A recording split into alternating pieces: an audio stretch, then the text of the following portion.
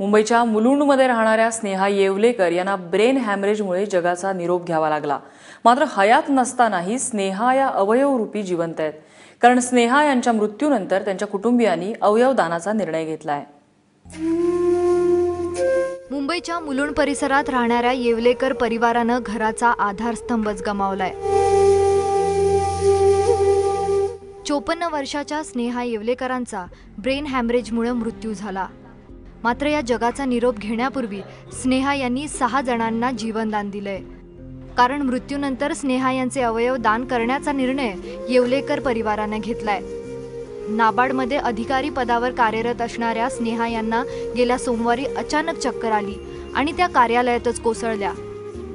मागच्या मंगळवारी झालं, मला 10 वाजता ऑफिसमधून आईचा फोन आला की आई बेशुद्ध झाली आहे आणि मी एशियन हार्ट हॉस्पिटलला ॲडमिट केली आहे। तर मी तिथे गेलो तर आईचं हार्टबीट नव्हतं आणि ते रिवाईव्ह केलं गेलं आणि तिला ब्रेन हॅमरेजचं समोर येत होतं। स्नेहा यांना ब्रेन हॅमरेज झाल्याचं डॉक्टरांनी सांगितलं। खरं तर अशा प्रसंगी काय निर्णय घ्यायचा हे ठरवणं येवलेकर कुटुंबासाठी मोठं कठीण होतं। मात्र येवलेकर कुटुंबाचे स्नेही डॉक्टर संजय ओक यांनी मोलाचा सल्ला दिला।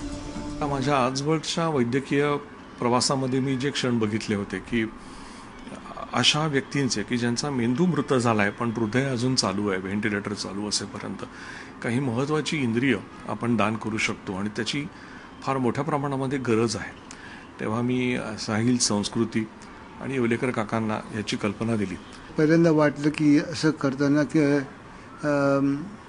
एक प्रकारचं मनावर दडपणसारखं झालं, पण नंतर विचार केला की सगळ्या दृष्टीने की हे जर केलं तर आपल्या म्हणजे माझी पत्नी पण त्याच्या कुठल्या ना कुठल्या स्वरूपात राहील आणि काही रुग्णांना त्याचा उपयोग होईल आणि त्याच्यामुळे त्याला जीवनदान मिळेल। स्नेहा येवलेकर यांचे दोन्ही डोळे, किडन्या, हृदय आणि यकृत हे अवयव दान करण्यात आलेत। मला हे करण्यात आलंय का ज्या मुलीला किडनी ट्रान्सप्लांट केली आहे ती मागील 4 वर्षापासून तिला किडनीची आवश्यकता होती आणि असंही मला कळालंय की मुंबई एरियामध्ये जे झोन आहे त्याच्यामध्ये अराउंड 3000 रेसिपियंट्स वेटिंग आहेत ज्यांना ऑर्गनची जरूरत आहे आणि मला असं वाटतं की सगळ्यांनी ऑर्गन डोनेशन करायला हवं।